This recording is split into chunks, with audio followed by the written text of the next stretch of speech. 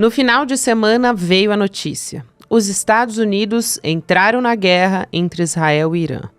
Bombardearam 3 instalações nucleares iranianas.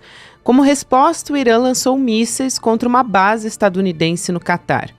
Foi só depois disso que os Estados Unidos decidiram costurar um cessar-fogo conjuntamente com o Catar. Não tinha documento, nem assinatura, mas o Trump divulgou a trégua como uma vitória dele. Só que horas depois, o cessar-fogo foi violado pelos 2 lados, com novos bombardeios. A trégua virou uma guerra de versões, e o próprio Trump declarou que não estava feliz, especialmente com Israel. Dentro desse vai e vem, veio o posicionamento do Irã. Na terça-feira, dia 24 de junho, o país anunciou finalmente o fim do conflito com Israel depois de 12 dias. O Irã classificou o desfecho como uma grande vitória e que o país teria entrado na guerra por meio de uma imposição, que seria resultado de um aventurismo de Israel. Quarta-feira, 25 de junho de 2025.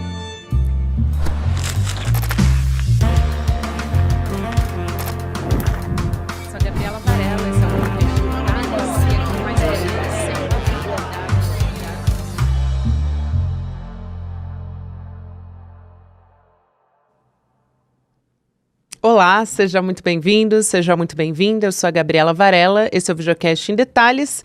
E aqui você já sabe, sempre com um convidado ou uma convidada, de segunda a sexta-feira, a gente analisa uma temática, uma notícia importante do momento e tem muitos desdobramentos acontecendo. Eu vou receber aqui o professor Reginaldo Nasser, que é professor de Relações Internacionais da PUC de São Paulo. Professor, obrigada por aceitar nosso convite, seja muito bem-vindo pessoalmente dessa vez, uma alegria. Prazer, Gabriela, estar aqui com vocês e sempre colaborando aqui com o ICL. Bom demais, né? Pessoalmente é diferente, né? É outra coisa. Bom, eu acho que a gente tem que começar falando sobre esse cessar-fogo que parece que surgiu do nada da cabeça de Donald Trump, né?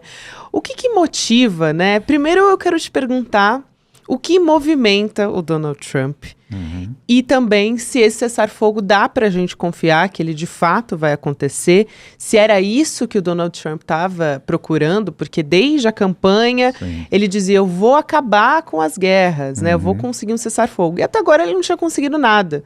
Então, se não foi tudo arquitetado para que no final das contas ele pudesse, de alguma maneira, sair como se ele tivesse conseguido tudo isso, né? Olha, a gente pode dizer que a loucura tem método, e principalmente a dele.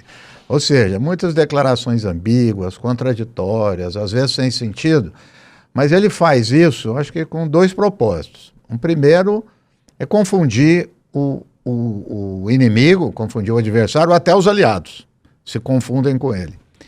E nessa confusão, dependendo da circunstância, então ele age muito em função da circunstância. Eu acho que não tem muito planejamento. Dependendo das circunstâncias, por exemplo, ele avança. Ele vê um cochilo de alguém, ele vê uma hesitação de alguém, ele avança. Quer dizer, Israel bombardeou o Irã e ele viu, talvez estivesse mais enfraquecido do que ele pensava. Talvez seja essa hora de eu entendo que ele deu... Israel só poderia atacar o Irã com um sinal verde dele. Então vamos lembrar, ele começou a fazer uma negociação com o Irã. Ele estava em negociação, que é o que ele estava dizendo já há um tempo. Vamos negociar com o Irã e tal. Então ele estava em processo de negociação e de repente Israel faz aquele ataque. Qual a minha hipótese, que é de outros? Porque o ataque de Israel foi algo assim, nem 007. Por quê? Israel entrou no sistema de inteligência do Irã. Ninguém até agora explicou direito isso. É um negócio assim bizarro, porque... carros, alguns relatos assim, de carros da Mossad em frente a prédios estratégicos, militares, assim, fizeram ataque cibernético, lançaram mísseis para liquidar a elite militar. Então, um negócio assim. Então, provavelmente, Israel deve ter falado, entramos dentro do sistema do Irã, tá fácil, quer dizer, podemos atacar tranquilamente. Eles, ataque. E foi o que Israel fez, que foi um ataque massivo. Ao longo dos dias da semana, Israel passou a ser atacado duramente. É que, além disso, os vizinhos e principalmente as monarquias do Golfo, que eu acho que aí é o ponto central, em particular o Catar, começaram a ficar preocupados com a situação na região. não é porque são aliados de um ou de outro, eles são muito pragmáticos, né? Ali está o dinheiro do mundo, boa parte do dinheiro do mundo está ali. Nós vimos, inclusive, recentemente a viagem que o Trump fez lá, né? Recebeu um avião de 1 trilhão de presente, a família do Catar, do Sheik, tem negócios nos Estados Unidos, quer dizer, eles são muito poderosos. Então eu acredito que eles também disseram, está passando os limites, porque isso atrapalha ali a região. O risco de fechar o Estreito de Hormuz, que é uma coisa quase impossível e tudo. E o Catar entrou na história, eu acho que foi o complemento disso. O Trump também está com problemas na sua base. Nós estamos vendo, por exemplo, o Steve Bannon fazer críticas duríssimas ao apoio que os Estados Unidos está dando a Israel. Aquele também, o Tucker Carlson, tem batido muito, então tem uma ala também interna dos Estados Unidos, batido muito. A opinião pública nos Estados Unidos está contrária, na sua maioria. Então, ou seja, são vários fatores, mas eles foram se desenhando, como eu disse, ao longo das circunstâncias, né?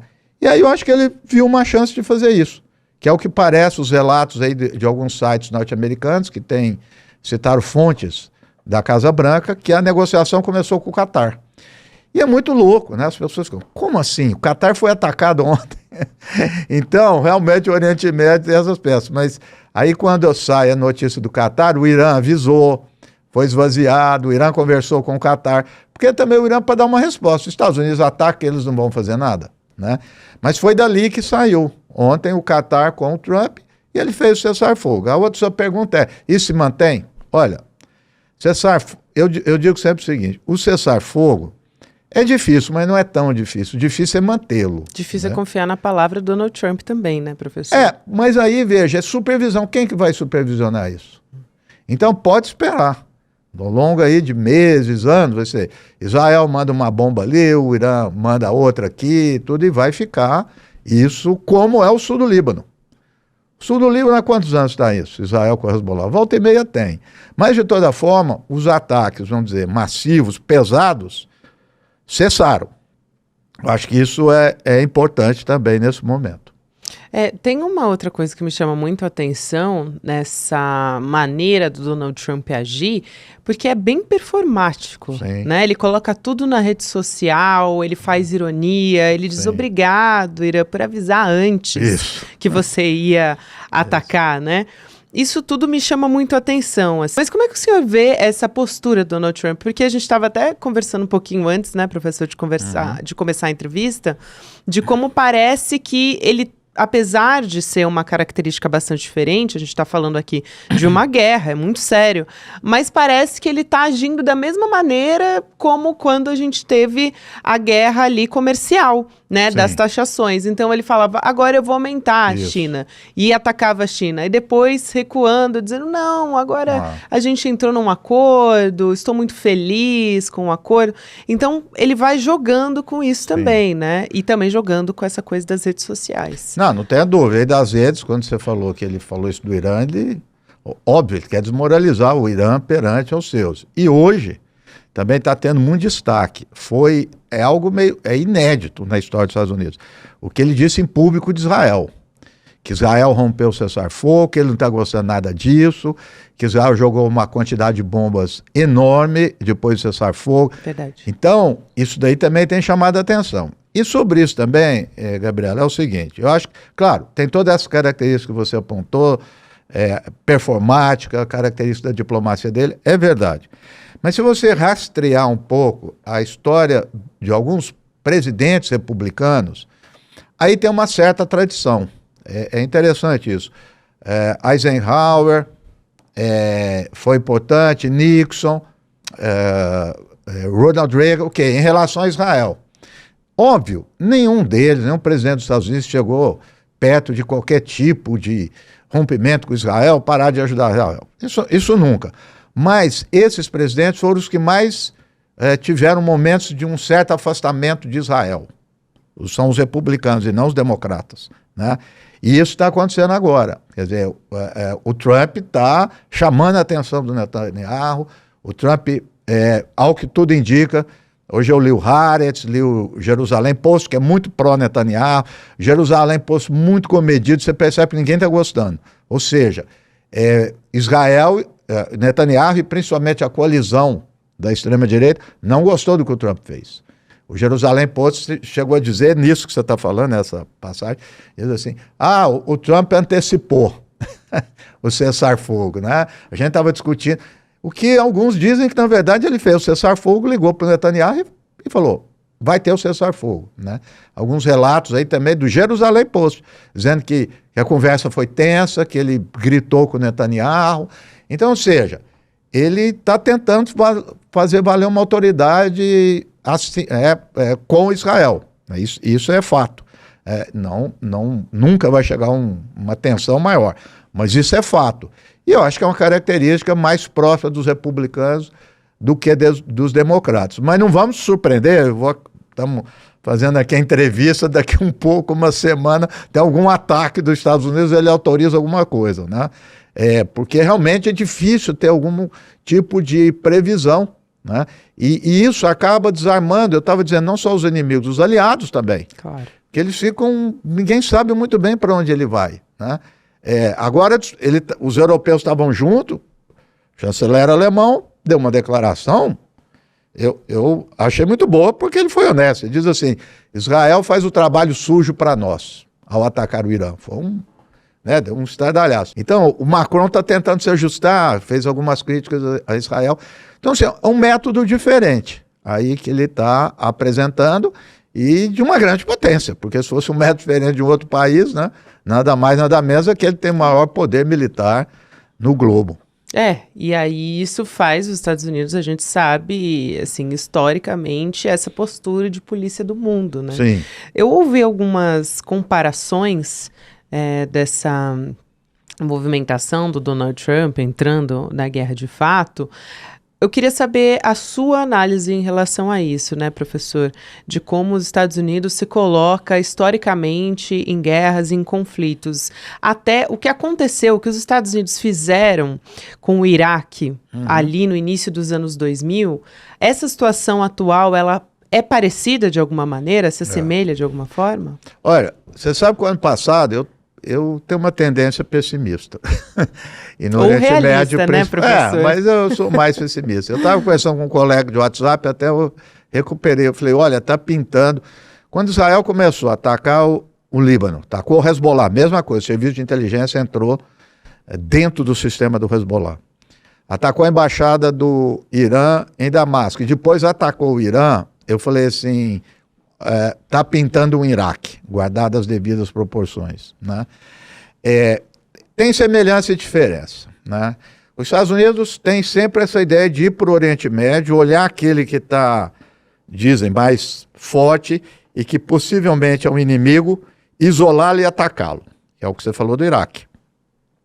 91, Guerra do Golfo, não derrubou o Saddam, aí alguns criticam inclusive o Bush pai, que era o presidente, por ele não ter feito isso, derrotou o Iraque, fez o Iraque sair do Kuwait, aí veio 2003 acabou com o Iraque. O Iraque é um país acabado, os Estados Unidos usa o espaço aéreo, faz o que quer. Bom, nessa circunstância, qual que se configurou como único oponente? O Irã.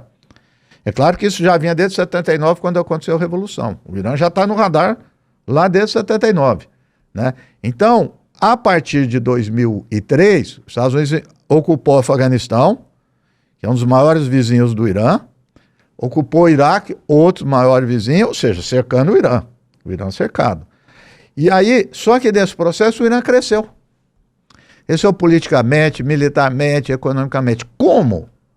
Driblou as sanções, se aproximou muito da Rússia, da China, dos países ali da Ásia, do Paquistão, e foi se arrumando e adquiriu um poder militar, se articulou com o Hezbollah no Líbano, Assad na Síria, os Houthis no Iêmen, enfim, foi montando toda uma rede de influência muito grande. Portanto, entrou no radar de novo, como era o Iraque do Saddam Hussein. Independente da discussão de regime político. Isso é um subterfúgio. Questão nuclear, regime político, isso é um subterfúgio. A questão é que não pode ter um poder que venha se rivalizar com Israel. Essa vamos dizer assim, essa é a doutrina norte-americana, né? E aí, para terminar essa questão, é a grande ironia da história, né? Porque o programa nuclear iraniano começou com o apoio dos Estados Unidos, antes da Revolução de 79. Que o Irã, o grande aliado dos Estados Unidos era. Mais até do que Israel. Né? O Israel foi assumindo essa posição à medida que o Irã foi saindo. Né? Então os Estados Unidos sempre jogam com algum poder que está ali na região para que seja hegemônico. Só que o caso de Israel agora, uma interpretação que eu faço, ele começou a passar dos limites. Passar dos limites para quem? Para os próprios aliados dos Estados Unidos, que são as monarquias do Golfo. Eu tenho fixado muito nisso nas monarquias do Golfo já faz um tempo. Estou de olho, né, nesse local ali do Oriente Médio, que é de muito poder. Então veja, eles não querem um Irã forte, a monarquia do Golfo, mas também não querem um Israel que faz o que quer. Então eu acredito que esses poderes regionais, e principalmente Arábia Saudita, Catar, Emirados Árabes, que têm uma influência muito forte nos Estados Unidos e particularmente com Trump, eles entraram na jogada, né, para amenizar, equilibrar e fazer esse cessar-fogo. Mas a lógica é essa, precisa ter alguém ali que faça o trabalho para os Estados Unidos e para as potências ocidentais. E o Irã foi essa a bola da vez. Né? Já foi o Iraque, agora é o Irã. Vamos ver qual o próximo, se o Irã continua, porque o Irã também saiu bem enfraquecido militarmente dessa guerra. Pois é, professor, eu ouvi até o professor também de Relações Internacionais, o Leonardo Trevisan, falando o Trump, ele conseguiu o feito internacional que ele estava precisando. E o Irã era essa bola da vez, né, como o senhor está dizendo. Agora, aproveitando esse enfraquecimento do Irã, né, como é que o senhor vê isso? Se agora o Irã fica mais isolado, né, dessa maneira, o que pode vir como consequência? E até me pergunto se isso também não pode estimular, quer dizer, realmente aí uma bomba nuclear futuramente, claro, né? Certeza. Não, com certeza. Vou começar por essa última que você colocou. Isso é quase consenso hoje. É a corrida para a arma nuclear, mais ainda por Irã. Por quê? Para sobrevivência. Quer dizer, demonstrou aquilo que eles já estavam colocando. Porque se você olhar os momentos que o Irã começa a acelerar o seu programa, é quando ele se sente ameaçado, como qualquer país. Então, quando eu citei 2001 e 2003, Afeganistão e Iraque, 2004, 2005 ele começa a retomar esse programa, né? E agora vai acelerar. E outros países. Essa que é a grande questão. Veja, essa é uma discussão já antiga, mas ela está sendo reanimada. Qual discussão? Volta lá para a década de 60, 70, veio o Tratado de Não Proliferação Nuclear, que foi considerado o congelamento do poder mundial. É um texto famoso de um embaixador brasileiro, foi famoso porque ele diagnosticou isso, ele falou, na verdade está congelando. Ou seja, aqueles que têm vão continuar com poder, os que não têm não vão entrar no clube. Só que esse clube aumentou, Israel, Paquistão, Coreia. E veja a ironia, países que não estão no Tratado de Não Proliferação, o Irã está. Essa é a grande questão, o Irã poderia não estar no tratado. Né? Então, o Irã tem uma diplomacia muito cuidadosa. As pessoas ou se enganam ou querem ser enganadas para dizer que o Irã é agressivo. Muito cuidadoso, muito sábio no que eles fazem, muito pausado, quer dizer, muito cauteloso nessa. Então, eles agiram dessa forma. Agora, inclusive os setores, vamos dizer, mais duros do Irã vão sair fortalecidos com isso. Né? Essa é uma coisa. Uma outra enrascada aí do Irã, quando você falou de isolar, inclusive é um lugar inesperado, que é com a Rússia e a China. Isso é uma coisa interessante, eu nos últimos dias comecei a pesquisar, a ver especialistas nisso. Por quê? É o maior fornecedor de petróleo da China, é um dos maiores parceiros da Rússia, ele exportou drones para a Rússia. E o que ele ganhou em troca? Quase nada. Né? Inclusive, há um tratado militar com a Rússia que previa que a Rússia, não é arma nuclear, mas com antimísseis, abastecesse. Eu fui me atualizar enquanto a isso hoje mesmo, e ali apareceu que a Rússia não veio nada em troca. Então, ou seja, não é que o Irã vai romper e tal, mas ele vai ser mais cuidadoso ainda com as parcerias. Então, você vai ver que nesse momento o Irã está numa outra dimensão, né? De pensar as suas estratégias internacionais com muito cuidado, porque ele passou por um perigo grande. Eu acho que ele saiu de um perigo muito grande, porque ele estava isolado. Antes de ontem, eu fiz um comentário nesse sentido. De fato, primeira coisa, a gente não sabe o que está em bastidor. E política internacional tem muito bastidor que é difícil de aprender. Mas o que a gente estava vendo era isso. Nenhum país apoiando o Irã. Nenhum. Os Estados Unidos usando o espaço, o Israel usando o espaço aéreo da Síria, da Jordânia e do Iraque. A Síria quieta, a Rússia quieta e a China quieta, só declarações. Mas nenhum país. Então o país está numa situação complicada, né? Atacando duramente Israel, mostrou a fragilidade de Israel, isso aí não tenha dúvida nenhuma, mas a defesa do Irã ainda é muito frágil. Muito frágil. Ele foi bastante castigado sem ter condições de ter uma defesa antiaérea, de mísseis, etc. Então, ele mostrou vulnerabilidade grande na sua defesa aérea, né? Então, veja, o Irã continua numa situação muito delicada, mas politicamente forte. Ou seja, uma unidade nacional. Eu acompanhei muitos exilados que são inimigos do regime do Irã, só que nessa situação, de que lado que eles ficaram? Do Irã. Por quê? Porque eles não querem ver o seu país destruído. Não quer ver mulher morta, crianças mortas, não quer ver destruído centros de produção de remédios, universidades que foram atacadas. Eles não querem, ninguém quer isso, né? Então, eles ficaram do lado do Irã, opositores do regime. Então, eles saem com uma força muito grande, politicamente, militarmente, mais enfraquecido. Essa visão é muito interessante sobre como fica o Irã na história. Eu confesso que quando houve aquele ataque no Catar, eu fiquei bastante impressionado. Falei, nossa, agora a gente está em outro patamar. Não, veja só, eu estou dando esse exemplo, que às vezes eu vou mostrar para a pessoa como é que, a gente que analisa, como é que eu reajo diante de um fato. Porque as pessoas, ninguém vai ter bola de cristal, eu saio pesquisando. A primeira reação que eu tive, sem entrar na notícia, falou assim, o setor duro do Irã tomou a conta, porque quando já se viu atacar uma base no Catar, uma loucura, isso não é da diplomacia do Irã. Aí fui pesquisar, não, peraí, não tinha ninguém. Aí já não, saiu todo mundo. Não, peraí, combinou com o Catar, foi, então o Irã de sempre. Então, e foi no mais confiável, porque muita gente falou, puxa, o Catar que é seu parceiro, mas é por isso que ele foi. Aí ficou muito claro, e na sequência, por mais paradoxal que seja, foi o Catar que tomou a atitude de fazer o cessar-fogo. Então eu acho que ele fez muito isso para o público interno. Lá, os Estados Unidos nos atacou. Politicamente é importante. Isso. Ele precisava dar uma resposta para os Estados Unidos. E deu essa. Lembra um pouco, em outra proporção, o que aconteceu com o assassinato do Soleimani. Os Estados Unidos fez o assassinato do general iraniano, e o Irã atacou umas bases militares dos Estados Unidos no Iraque que não tinha ninguém. Então, aí confirma, a diplomacia iraniana é muito cuidadosa. Ela não cai em armadilhas. Isso é fundamental. E aí me faz pensar, por outro lado, a diplomacia dos Estados Unidos, né, que também está em foco aqui.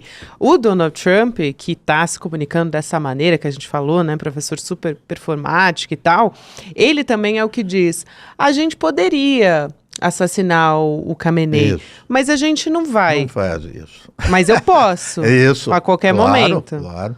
Sim. Não, é isso. Ele vai dizer, eu posso fazer isso, mas não vai. Por quê? Porque eu sou da paz, né? Aliás, o Paquistão já está dizendo que vai indicá-lo ao Nobel da Paz. E é o que ele quer, no fim das contas, né, Claro, professor? Com certeza. Olha, a questão é o seguinte, tentando entrar um pouco nisso. Realmente não é um objetivo dele entrar em guerras. Agora, se entrar numa guerra não for custoso, ele entra. Como é que isso afeta as relações internacionais de maneira mais ampla dos Estados Unidos, né?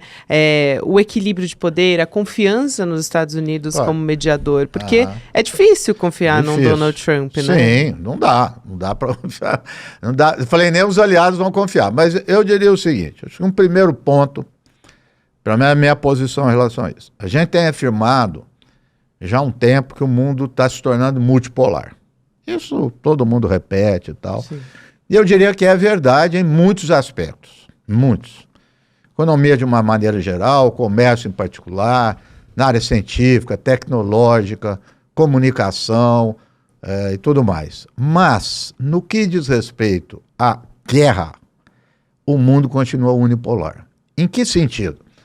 China tem poder, a Rússia tem poder, mas de ir à frente. Você vê nesse caso do Oriente Médio. Já avaliamos a posição, eu tenho a minha, tudo, mas eu só estou constatando. Nós ficamos olhando para quem? Para os Estados Unidos. Se a guerra começa é porque os Estados Unidos autorizou. Se tem um cessar-fogo é porque os Estados Unidos autorizou. Ou seja, ele é a variável principal. Então, no que se refere a conflito armado, ou seja, no último recurso, quer dizer, que é a guerra, o mundo é unipolar ainda. Então, está dizendo, o Irã olha do seu lado, o Irã não tem uma Rússia e uma China como os Estados Unidos faz com Israel. Ninguém tem. Quer dizer, isso foi só na Guerra Fria. Guerra Fria tinha.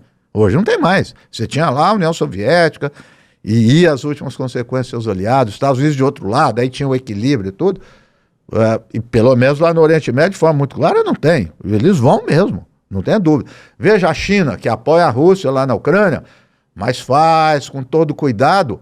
Olha as declarações e o que fazem os países europeus. Não tem cuidado nenhum. É a OTAN, vamos mandar arma, vamos fazer isso. Então esse é um ponto. O outro ponto disso também, que a gente estava comentando, é essa ideia que o Trump almeja de um certo paternalismo. Né? Hoje de manhã, antes dessa declaração que ele reprimiu Israel, ele falou de um jeito de Israel que parecia um pai, né? Paternalismo autoritário, óbvio, dizendo, olha, não faça isso, já tô te dizendo para não fazer, e todo mundo começou a comentar, né? O pai dando bronca no filho mal educado. Então essa ideia, sabe, quando você falou, não faça isso, se você fizer, eu posso matar o Khamenei, mas não faço, porque eu sou uma boa pessoa. Então isso aí vai continuar, e ele vai, vamos dizer, ele vai recriar em cima disso, né? Mas é um perfil diferente do Biden. Então, o Biden era low profile, tal, mas isso não quer dizer também que não armou Israel. Pelo contrário, às vezes as pessoas esquecem isso, é o genocídio. Mas, e é esse ponto que eu queria chegar. O Trump, se ele não atuar em Gaza, ele pode fazer o que ele quiser. Ele vai sair com essa marca. Porque nós estamos vendo um genocídio cotidiano. Inclusive, enquanto a gente estava olhando para o Irã, aumentou o número de mortos na Palestina. E hoje, saiu essa semana um estudo de Harvard, fazendo um outro cálculo. É uma estimativa de 350 a 400 mil mortos. É um estudo muito minucioso de Harvard. Ou seja, nós estamos vivendo um genocídio e ninguém fala em paz. Ninguém fala, não é paz, cessar fogo.